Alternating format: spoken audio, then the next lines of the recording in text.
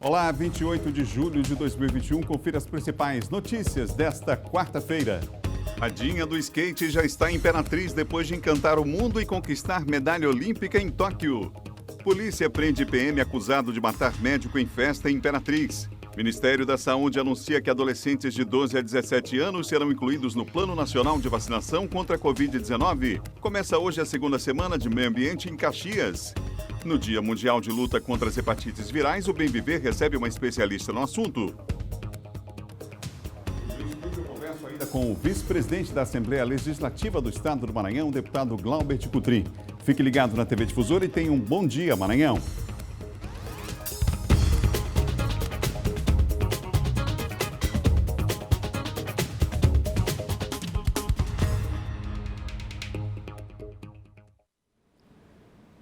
São 7 horas e mais 1 minuto, 7:01, você ligado aqui na TV Difusora, ligado no Bom Dia Maranhão.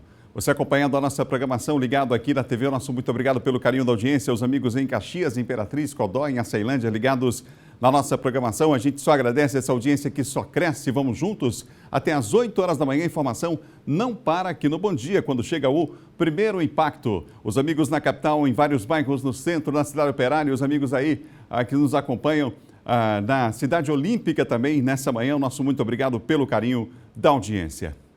Olha, o ministro da Saúde, Marcelo Queiroga, anunciou que adolescentes de 12 a 17 anos serão incluídos no Plano Nacional de Imunização contra a Covid-19. A inclusão será iniciada após envio da primeira dose para a vacinação de adultos com mais de 18 anos. Adolescentes com comorbidades serão os primeiros a serem imunizados. A medida foi acertada durante reunião entre o Ministério e representantes de estados e municípios. Nessa reunião também foi decidido que, após a distribuição da primeira dose dos imunizantes para todo o país, e somente depois disso, o Ministério deve decidir sobre a antecipação do intervalo entre as duas doses da Pfizer, que atualmente, você sabe, é de 90 dias. A gente vai ouvir agora o presidente do Conselho Nacional de Secretários de Saúde, o CONAS, o secretário Carlos Lula, que concedeu entrevista logo após essa reunião com o ministro Queiroga. Vamos ver. A gente definiu alguns pontos necessários e urgentes a respeito da vacinação contra a Covid-19. Fundamental é que, nesse momento, a gente definiu que o Ministério da Saúde vai continuar colocando a D1 como prioridade. A gente vai continuar vacinando toda a população acima de 18 anos e só terminar a vacinação da população acima de 18 com pelo menos uma dose, o que a gente espera acontecer nas próximas semanas. A gente vai, então, passar a discussão da diminuição do prazo da segunda dose da vacina Pfizer, que deve diminuir, então, para 21 dias. Ao mesmo tempo, a gente discutiu sobre a vacinação do público adolescente, que também vai acontecer no critério de idade, a partir do momento em que a gente descer dos 18 anos, a gente vai pactuar para poder vacinar dos 12 aos 17, iniciando pelos adolescentes com comorbidade. E, por fim, não menos necessário, a gente definiu 2 pontos importantes. Primeiro, que os estados que tiveram doses extras vão sofrer uma compensação para todos os estados chegarem no final ao mesmo tempo, nem o estado ter prevalência, nem ser beneficiado, nem ser prejudicado. E, por fim, não menos importante, o respeito ao PNI. Seguir as diretrizes do Ministério da Saúde é fundamental para que no futuro a gente não tenha falta de doses e não haja reclamação nem por estados e nem por municípios. São 7 horas e mais 4 minutos, 7:04. A gente acompanha agora os dados do último boletim epidemiológico divulgado pela Secretaria de Estado da Saúde. O boletim na tela para a gente aqui com os números: 334.181 casos confirmados, os casos recuperados 289.779. Os casos ativos 34.826 e o número de óbitos, claro, a gente sempre lamenta, 9.576. Nas últimas 24 horas, houve o registro na Ilha de São Luís de 114 casos, 24 em Imperatriz e 437 nas demais regiões. Agora os números que a gente traz para você sobre a vacinação aqui no estado. Ontem, chegada de novas doses, a previsão para essa semana também, a gente tem aqui na tela 3.775.842 doses aplicadas no estado todo. Na capital maranhense, 886.085 doses aplicadas, portanto, em São Luís. E olha, a gente viu que a situação hospitalar melhorou, né? O número de casos de Covid-19 aqui no estado está caindo também, assim como o número de mortes causadas pela doença. Por conta disso, o governo do estado flexibilizou as medidas restritivas, mas os terminais de integração aqui da capital e as paradas de ônibus continuam sendo um risco pela aglomeração diária de pessoas. Apesar de um cenário em que a ocupação de leitos clínicos e de enfermaria está menor, a preocupação de Lucirênio com o uso de máscaras ainda é grande. Neste passeio com os netos, todos seguem as medidas. Os números diminuíram, mas a pandemia não acabou. Com o risco do enfrentamento ao inimigo invisível, melhor mesmo é a prevenção. É a parte que a gente tem muito cuidado, tanto com a gente como com as crianças, né? Ter o cuidado, limpar as mãos, subir no ônibus, descer do ônibus, né? Limpar as mãos. Usar máscara sempre. Com a volta da normalidade no horário de funcionamento do comércio e órgãos públicos, houve uma reprogramação em toda a frota de ônibus do sistema de transporte para atender a demanda.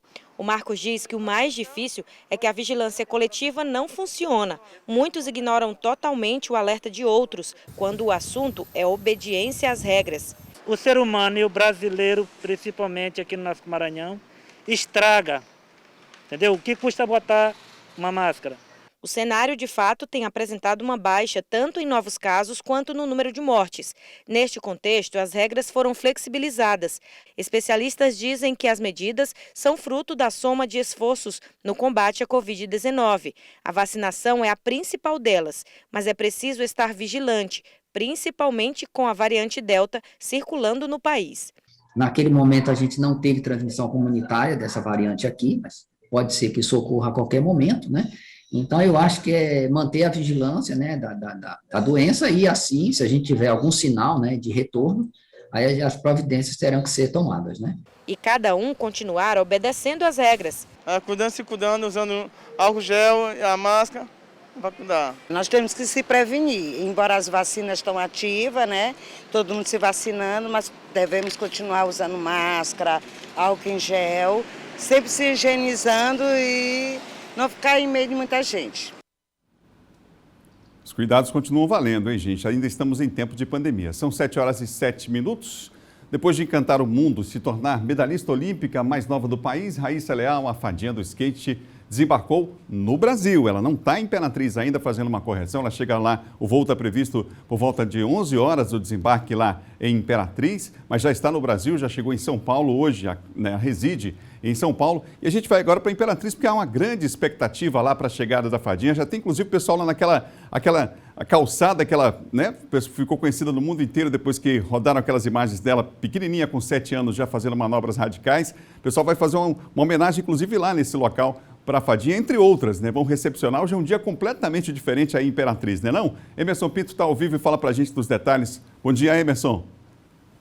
Bom dia, Adalberto. Bom dia a você que acompanha a nossa programação em todo o estado do Maranhão e no nosso vizinho estado do Tocantins também. Realmente, um dia com certeza que será com muitas homenagens a Raíssa Leal, a fadinha do skate, nossa medalhista olímpica, trazendo essa medalha de prata aqui para o Brasil, aqui para a cidade de Imperatriz, né? Às 5h10 da manhã, uma postagem na própria rede social da Raíssa, ela informou que já tinha chegado ao Brasil, chegada ao estado de São Paulo, daqui a pouquinho. A previsão de chegada dela é 11 horas da manhã, aqui no aeroporto Renato Cortez Moreira, em Imperatriz. Nós estamos na Praça Mané Garrincha, aqui na pista de skate, a Praça Mané Garrincha aqui, depois que a fadinha chegar ao aeroporto e passar por várias avenidas e ruas aqui da nossa cidade, recebendo as homenagens da população imperatrizense, vai chegar aqui à Praça Mané Garrincha, no centro da cidade, né, onde com certeza muitas pessoas vêm aqui para aguardar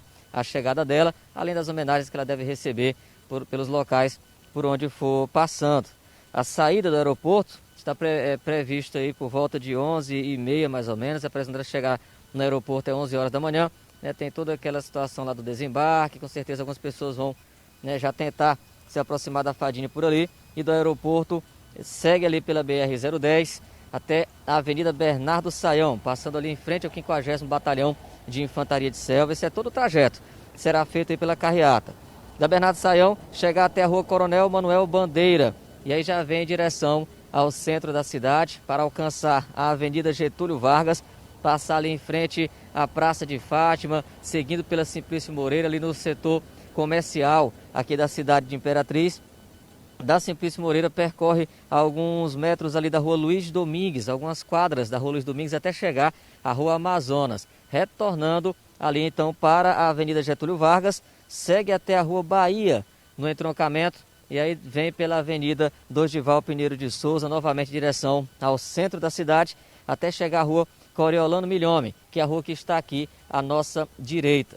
E aí, da Coriolano Milhome, ela vai descer, chegar aqui até a Praça Mané Garrincha, né? Então fica essa expectativa pela chegada da Raíssa Leal, a medalhista olímpica aqui que fez história, Praça Mané Garrincha aqui, onde ela começou, né? Inclusive várias reportagens a TV Difusora Sul fez na época, nos primeiros passos dela, nas primeiras voltas que ela deu de skate aqui na praça, e a praça vai receber novamente a Raíssa agora como medalhista olímpica aqui na cidade de Imperatriz. E a gente fica na expectativa, a TV Difusora Sul está se preparando para acompanhar também, desde a chegada dela no aeroporto, na carreata, chegada dela aqui à Praça Mané Garrincha e outras homenagens que poderão ser feitas também ao longo do dia a Raíssa Leal, a fadinha do skate. Então o clima realmente, Adalberto, é de muita expectativa até às 11 horas da manhã. Com certeza a gente vai sabendo de outras informações, de outras homenagens que estarão sendo preparadas para receber Raíssa Leal.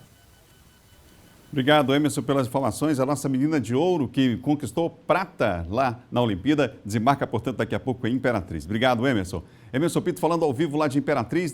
No Hora D, você vai ter a cobertura completa da chegada dela. Com certeza vai deixar para almoçar um pouco mais tarde hoje, né? O desembarque previsto para 11 horas da manhã em Imperatriz. São 7 horas e mais 12 minutos, 7h12. Olha, você que está nos assistindo, me responda uma coisa. Alguma vez você já passou por uma situação de urgência na madrugada ou feriados e aí precisou de atendimento médico?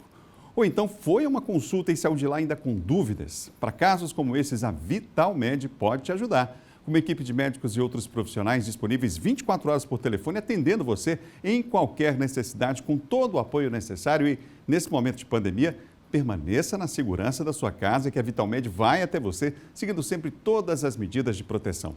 Além de cuidados, adquira ainda descontos em medicamentos e consultas, tudo de forma ilimitada e sem nenhum custo adicional. Para se associar é simples, basta ligar 98 40 20 32 15. Você pode ter tudo isso. Você pode ter Vitalmed. No próximo bloco, nós vamos atualizar as notícias de segurança com destaque para a prisão do policial militar suspeito de assassinar um médico recém-formado numa festa lá em Imperatriz. E mais, no Dia Mundial de Luta contra as Hepatites Virais, você vai saber mais sobre a doença. A gente volta já já com o Bom Dia, depois do intervalo. Imagens ao vivo de Imperatriz, que está pronta, preparada para receber Raíssa Leal. Olha aí, ó. É a pista aí, Mané Garrincha, na praça lá, no centro da cidade de Imperatriz. Daqui a pouco vai ser uma festa só para receber a nossa medalhista olímpica. Voltamos já já com o Bom Dia Maranhão ao vivo.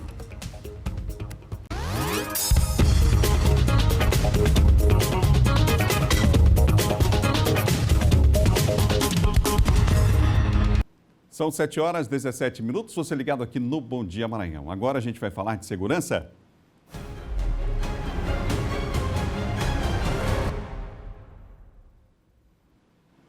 E a gente começa, claro, falando sobre a prisão lá em Imperatriz do soldado da Polícia Militar suspeito de assassinar o médico Bruno Calaça, de 24 anos.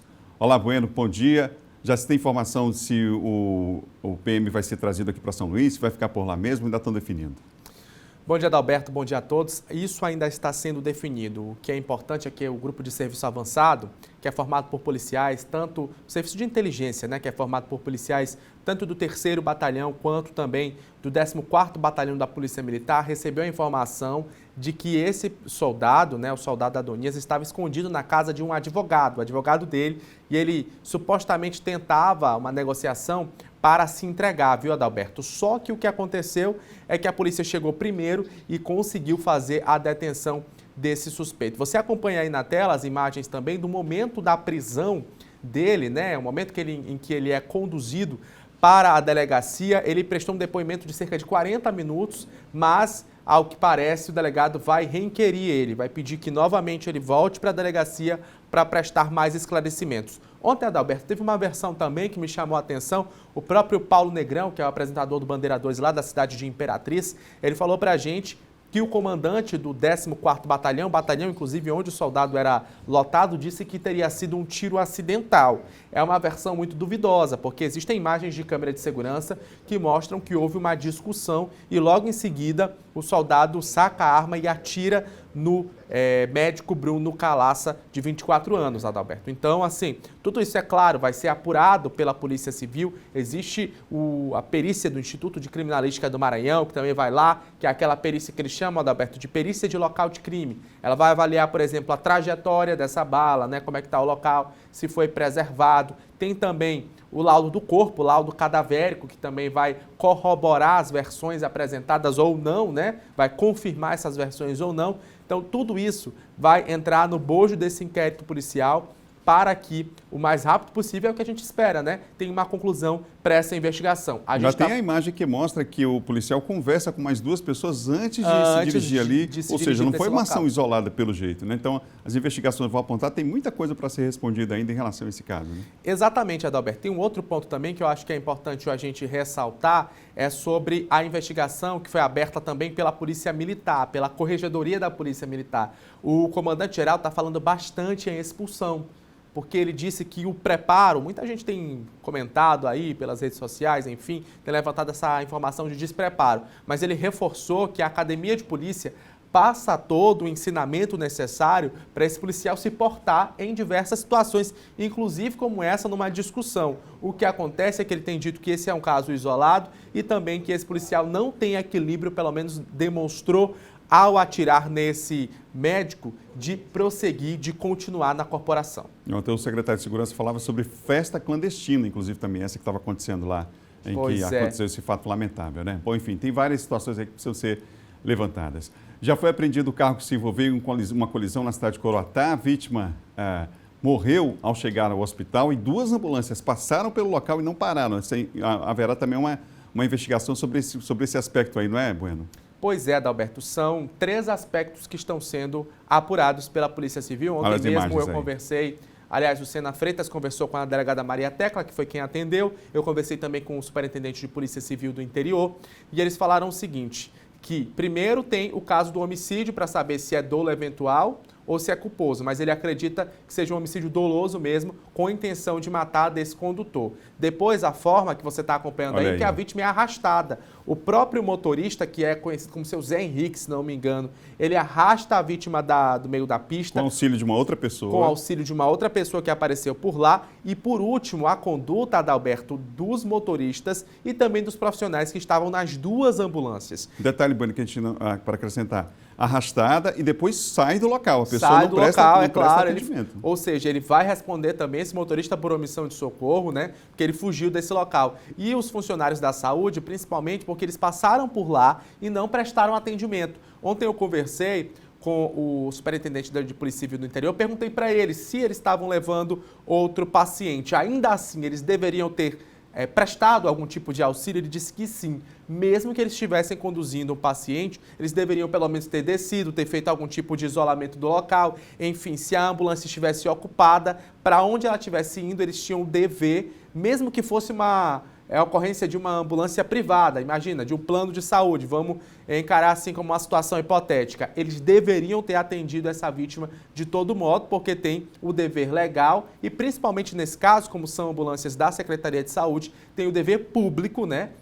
O dever é garantido, o direito também dessa pessoa de ser resgatada e de ter algum tipo de atendimento. Então, por isso, por essa omissão, eles também vão ter que responder. Bueno, para fechar rapidinho, no município de Timon, um homem ateou fogo na namorada, quer dizer, destruiu a casa lá, enfim, você mostrou ainda há pouco, inclusive, que estava sendo feito um apelo, né, para reconstruir a casa e as coisas que tinham lá. Né? Pois é, Adalberto, no domingo ele chegou a agredir essa moça, né, eles estão separados, não aceitam o fim da relação, numa crise de ciúmes, ele ateou fogo no botijão de gás e aí explodiu a casa inteira, comprometeu a estrutura da casa e fora isso, comprometeu, Adalberto, a estrutura da casa dos vizinhos. E agora ela está sem nada, não tem onde dormir, não tem o que comer, não tem o que vestir. Tudo nessa casa foi destruído, você percebe aí pelas imagens o grau de destruição que ficou essa residência. Mais um ato violento, né? Um ato violento contra a mulher e agora ela está fazendo uma campanha para ter um pouquinho de dignidade, né? Porque ele conseguiu destruir, infelizmente, tudo que essa família construiu ao longo de tantos anos. Muito triste, viu? Obrigado, Bueno, pelas informações. Vamos em frente. Tchau, tchau, gente. Até amanhã. Eduardo Bueno falando de segurança aqui no Bom Dia para você. São 7h23, 7h23. Olha, começa hoje a segunda semana de meio ambiente lá em Caxias. A gente vai para lá ao vivo agora com a Raquel Souza, que tem os detalhes, as informações para a gente sobre essa semana do meio ambiente, que vai ser à distância, né, Raquel, por conta desse período de pandemia. Bom dia. Bom dia, Adalberto. Bom dia a todos que acompanham a gente. Isso mesmo, será à distância por conta da pandemia. Começa hoje, né, dia 28 de julho, vai até a próxima sexta-feira, dia 30, a segunda semana de meio ambiente promovida pelo campus do IFMA Caxias, né? É a segunda semana de meio ambiente dos campi do IFMA do leste maranhense. Evento que acontecerá de forma gratuita e de forma virtual, lembrando que também terá participação dos municípios de Caxias, São João dos Patos, Araioses, Timon, Codó e Coelho Neto. Para participar do evento, basta que o interessado acesse a plataforma caxias.ifma.edu.br. E esse evento, Adalberto, tem o objetivo de tratar sobre questões ambientais aqui da região do leste maranhense. E entre os assuntos que serão tratados durante essa semana, essa segunda semana, restauração de ecossistemas, práticas sustentáveis aplicadas, preservação do meio ambiente, direito ambiental, recursos florestais, desmatamento do Maranhão e empreendedorismo sustentável.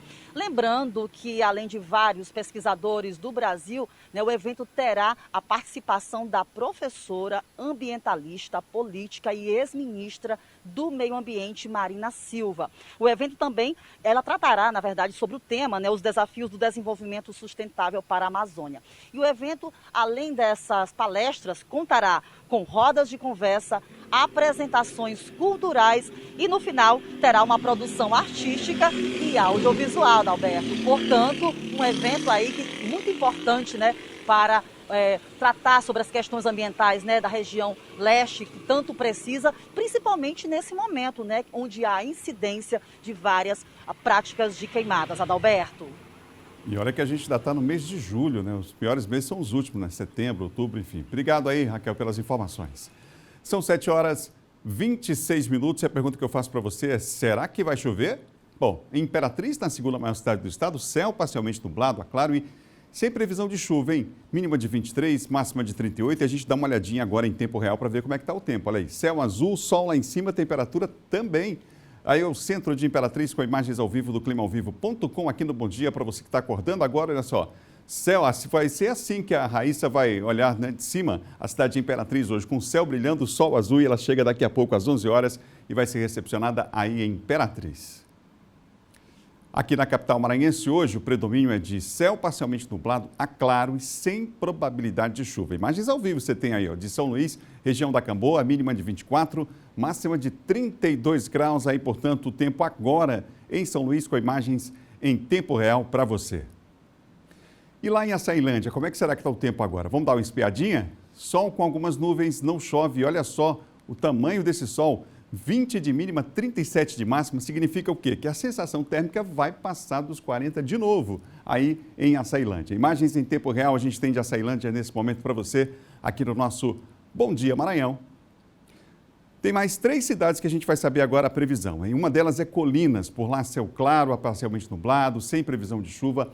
Olha a mínima em Colinas, 21 graus, a máxima 37, temperatura também elevada. Baixada Maranhense com 23 de mínima e 33 de máxima. Hoje lá na cidade de Pinheiro, o predomínio é de céu parcialmente nublado a claro e possibilidade sim de chuvisco isolado no período da tarde, tá bom? A gente falou ao vivo de Caxias, né? Pois é, por lá hoje tem céu parcialmente nublado, sem probabilidade de chuva, mínima na tela 24, máxima de 36 graus na cidade de Caxias, que recebe o nosso abraço nessa manhã, e toda a região aí dos Cocais ligadas toda a região ligada na TV Difusora Leste.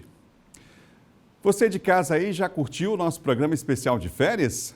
Muito legal, né? Então fica tranquilo que ainda tem muito mais. Até o dia 30 de julho nós temos um encontro marcado aí com alegria, com turismo, com muita música, com tudo que a temporada mais esperada do ano pede, né? O Sistema Difusora vai invadir as suas férias com tudo que há de melhor em diversão, Fica ligadinho na nossa programação, hein, para não perder nenhum detalhe. Hoje de novo, 11 horas da manhã, tá bom? O projeto Férias Difusora é um oferecimento da Uninasal. A revolução do aprendizado começa aqui. Você ligado no Bom Dia nessa manhã, acompanhando a nossa programação, os amigos na capital e também no interior do estado. Um abraço aos amigos aí em Balsas, no sul do Maranhão, acompanhando o nosso Bom Dia pela TV Difusora. Agora é hora do nosso quadro de saúde.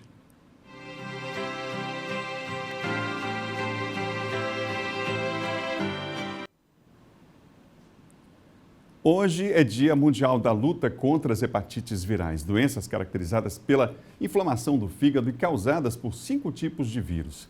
Aqui no Bem Viver eu recebo a médica Dalgisa Ferreira, que é chefe do núcleo do fígado do Hospital Universitário Presidente Dutra. Ela é a nossa entrevistada no quadro Bem Viver. Doutora, bom dia. Bom dia.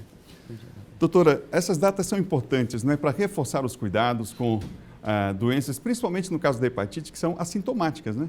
Isso. Então, essas datas são importantes. Na verdade, assim, o mês de julho, ele é dedicado a isso, quer dizer, para outras várias doenças, mas é importante a gente dizer que é uma doença que precisa ser avaliada e pesquisada todo o tempo.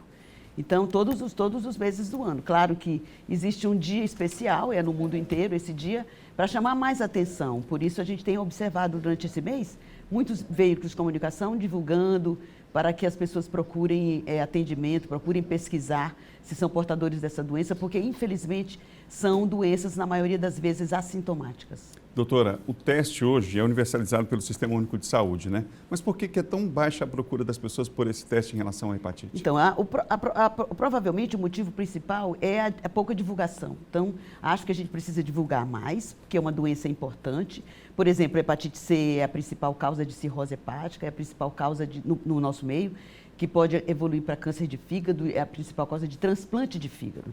E a hepatite B também é um grande problema entre nós, apesar de ser um pouco menos que a hepatite C, mas é um problema importante que também pode evoluir para cirrose hepática e câncer de fígado. Então, a informação sobre essas doenças, é claro que a gente precisa divulgar mais para que as pessoas procurem, porque realmente, como você falou, é simples, você procura qualquer posto de saúde, você faz um teste rápido para as 2 hepatites e outras doenças infecciosas importantes. Quando você identifica que é portador daquela doença, você é encaminhado para um serviço de referência e, a partir daí, você é tratado. O tratamento é disponibilizado pelo SUS. A hepatite B não tem cura, mas tem controle. E a hepatite C, ela tem totalmente cura, com tratamento super simples e que todo mundo trata e todo mundo fica bom. De preferência que trate antes de que a doença mais grave apareça. No caso da hepatite C, há uma prevenção, né? Como é que funciona essa prevenção? Como é que deve acontecer? Que informações são importantes para as pessoas em relação a esse tipo de hepatite? Certo. As prevenções para as 2 hepatites principais que vão levar à doença crônica, como a hepatite B e a hepatite C, elas existem. A hepatite B de modo melhor porque tem a vacina.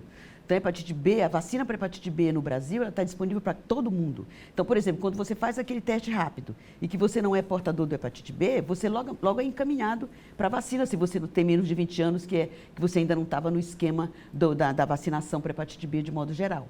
Então, todo mundo que tem acima de 20 anos, é interessante que procure o posto de saúde, faça o teste. Se não é portador do vírus B, vai ser encaminhado para a vacina. E a hepatite C, infelizmente, nós não temos vacina ainda.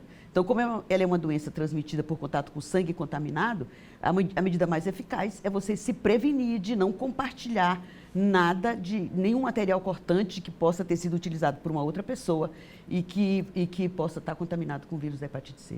Por exemplo, essa contaminação às vezes acontece inclusive em locais, hospitais, enfim, clínicas, mas as pessoas podem, por exemplo, ter cuidado ao ir ao salão, né? Isso é um dado super importante que a gente sempre orienta, que cada pessoa tenha o seu próprio material para usar kit em salão de beleza, porque apesar dos cuidados, a gente sabe que os salões de beleza têm esse cuidado de prevenir, de colocar o material em autoclave, mas sempre há uma possibilidade de você ali entrar em contato com algum material que tenha sido utilizado por outra pessoa. No caso do vírus A e E da hepatite, há também a preocupação em relação à higiene pessoal, manipulação de alimentos e também está ligado aqui à situação que ainda é precária no Brasil, a gente sabe, de saneamento, né? Isso, a hepatite A ela tem uma relação clara com as condições sanitárias de uma região.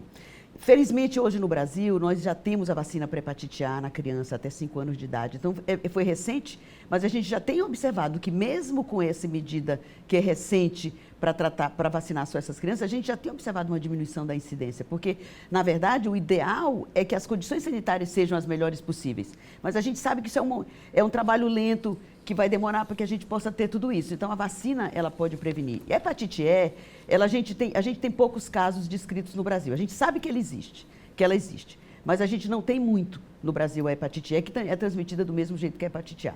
E a hepatite delta, que é a D, que é a quinta, ele é um vírus que ele só mora junto com o vírus B. Então, quem tem hepatite B pode ter risco de ter a hepatite delta junto. Então, a gente antigamente achava que nós não tínhamos hepatite delta no nosso estado, porque é uma doença muito mais endêmica da Amazônia, mais para o estado do Amazonas mesmo, Acre. E a gente encontrou, num estudo de pesquisa que a gente fez no nosso ambulatório de hepatites, e a gente encontrou o vírus delta aqui. Então, esse vírus delta, ele é ruim porque ele piora a hepatite B. Então, o indivíduo que é portador crônico do vírus B e tem delta, ele pode ter uma doença pior. Mas ele é prevenido com a vacina para hepatite B. É possível também contrair a hepatite numa relação sexual? Sim, o vírus B, ele é uma doença sexualmente transmissível. O vírus C, ele não é uma doença estritamente sexualmente transmissível, mas a relação sexual com trauma, que tenha sangramento, ele pode transmitir o vírus C também. Mas o vírus B é uma doença realmente sexualmente transmissível, como o HIV, como a sífilis. Como é que está o nosso núcleo do fígado do nosso hospital universitário? Uma referência há vários anos, inclusive. Isso, o nosso ambulatório, ele está, infelizmente, nesse momento da pandemia, a gente não ficou de porta aberta para receber, mas a partir do mês que vem a gente já vai melhorar. Mas, assim, em São Luís a gente tem outros serviços de referência também, mais recentes, mas que estão funcionando, que é o bairro de Fátima, da Secretaria Municipal da Prefeitura, e agora, nos próximos dias, será inaugurado um serviço de referência do Pan Diamante do Estado. Então, tem melhorado, as condições têm melhorado de atendimento dessa população. Doutora, muito obrigado pela entrevista para todo o Estado aqui na TV Difusora.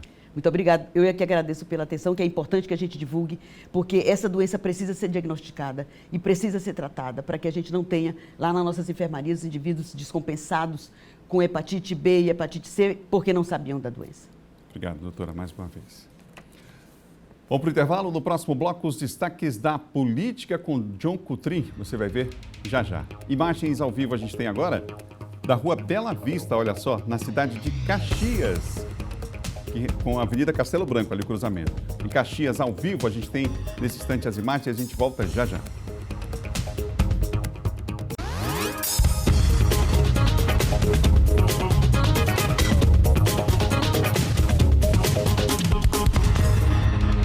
São 7 horas e 39 minutos, ao vivo, Bom Dia Maranhão para todo o estado aqui pela TV Difusora. Ontem foi o Dia Nacional de Prevenção de Acidentes de Trabalho. Um alerta para o número de ocorrências do tipo no estado. Em todo o ano passado foram quase 3.000 registros, somente levando em conta empregos formais.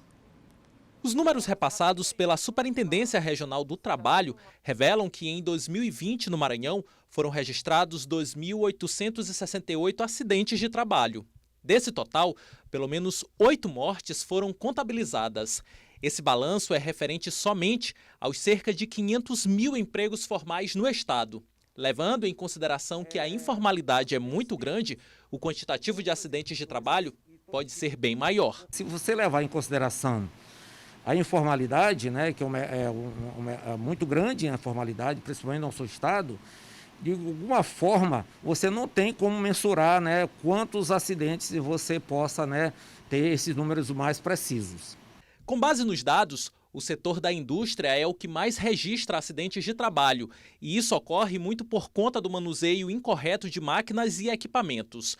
Na data que marca o Dia Nacional de Prevenção de Acidentes de Trabalho, a Superintendência Regional do Trabalho no Maranhão chama a atenção de empregados e empregadores, no sentido de que sejam adotados todos os cuidados necessários para que se possa minimizar a ocorrência de acidentes. No momento, uma campanha que trata deste assunto está sendo executada. Ela tem abertura em abril e se estende até quase final do ano, certo? E aí, durante esse período, tem várias abordagens quanto à prevenção de acidentes, né? Durante todo esse período. Toda empresa é obrigada a garantir um ambiente seguro para que o empregado desenvolva a atividade. Quando um acidente ocorre, o trabalhador precisa ter ciência dos seus direitos. Pode decorrer dela um afastamento do trabalho, quando é até 15 dias, a cargo do próprio empregador, ou superior a 15 dias, a cargo da Previdência Social, onde ele vai fazer jus aí a auxílio doença acidentário. Do retorno desse auxílio doença decorre também uma estabilidade de trabalho por 1 ano decorrente do acidente do trabalho, onde ele não pode ser demitido sem justa causa. Isso não garante também ao empregado uma estabilidade absoluta no trabalho, porque pode sim ocorrer uma demissão por justo motivo, ou por outros fatores também, como fechamento de empresa e outras situações previstas em lei. 7h42, você ligado no Bom Dia Maranhão. Agora é hora de falar de política.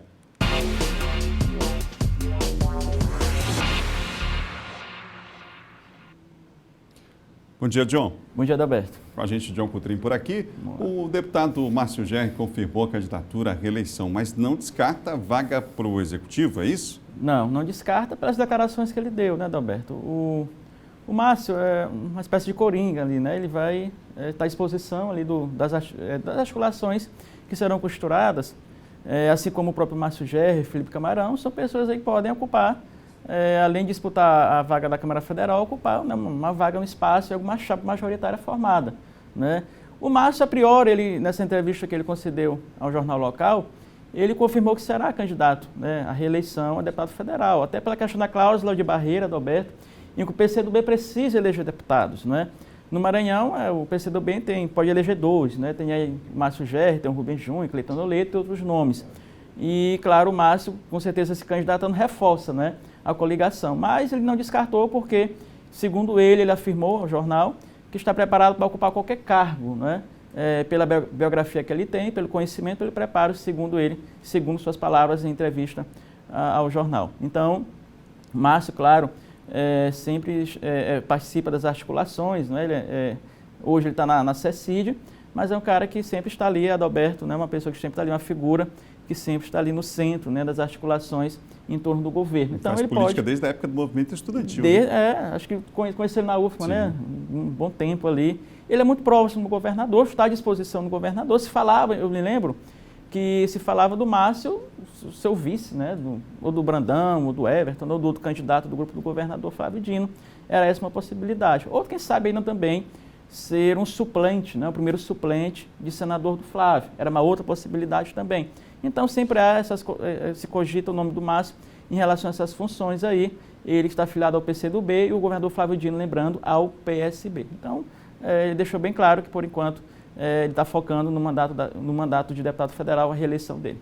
Ô, João, Lula sondou o nome do partido do Flávio Dino para ser vice na disputa aí pelo Planalto? Isso.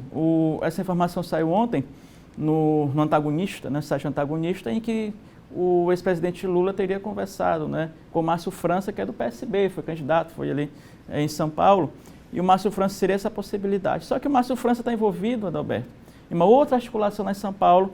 Ele pode ser o vice do Geraldo Alckmin, né, do Geraldo Alckmin na disputa ali em São Paulo, no PSD ou no PSB, né, uma chapa PSD, PSB, o Alckmin no PSD e ele no PSB.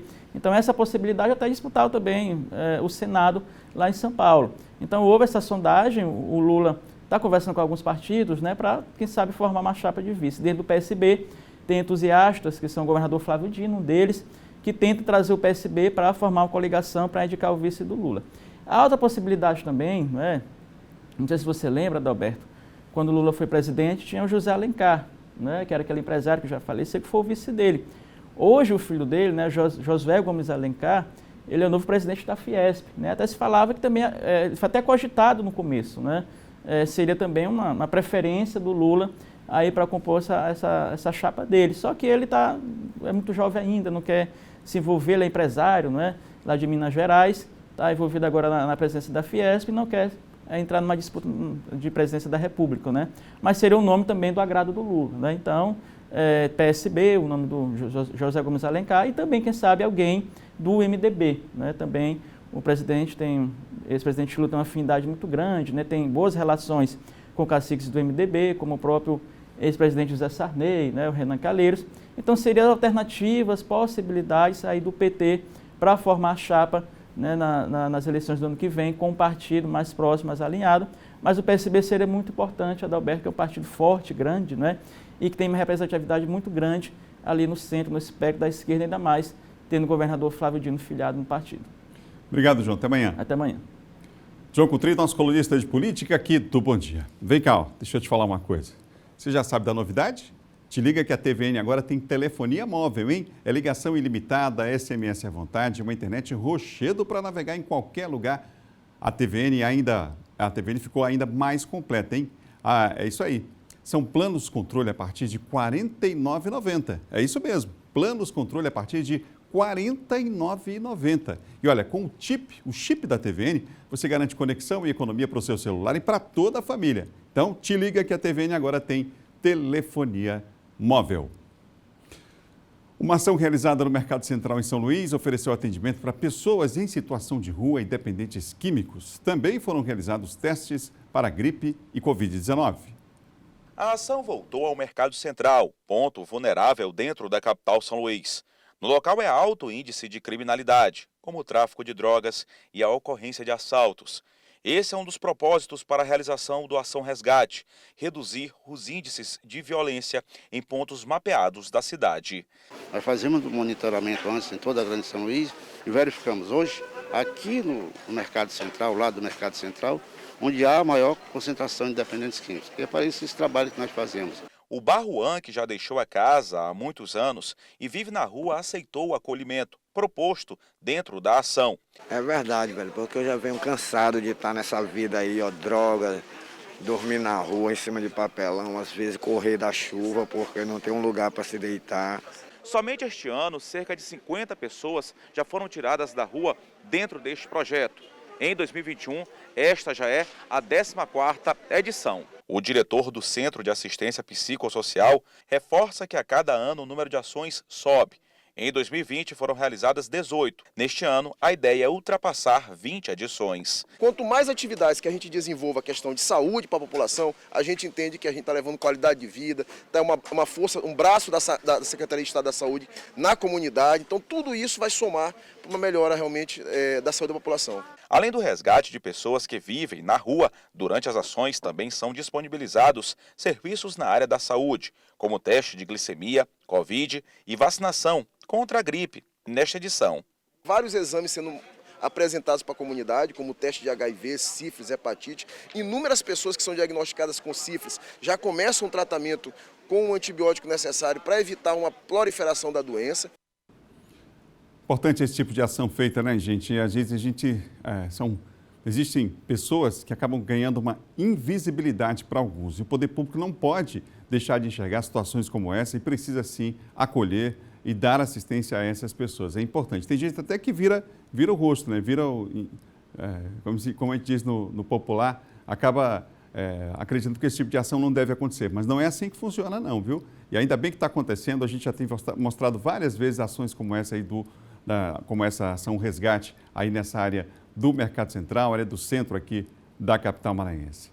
Bom Dia termina agora. Outras notícias você confere no nosso portal MA10. Não esqueça, na hora D, a gente vai ter mais informações sobre a chegada de Raíssa, nossa fadinha do skate lá em Imperatriz. Chega daqui a pouquinho, 11 horas. Vamos lá, hein? Convocação para todo mundo na cidade, olha só. A gente encerra hoje com imagens de Imperatriz. Quantas vezes a fadinha já treinou por aí, hein? Várias. E hoje é um local de festa, com certeza, e de recepção, com todo aquele carinho que o maranhense tem a esse grande nome do esporte hoje nacional, Raíssa, que está chegando daqui a pouquinho, a nossa Raíssa Leal, fadinha do skate lá em Imperatriz. A gente vai cobrir tudo, acompanhar tudo e trazer para você aqui. Detalhes também daqui a pouco, hein, no nosso portal MA10. Amanhã a gente se encontra às 7 depois do Bandeira 2. Tchau, tchau.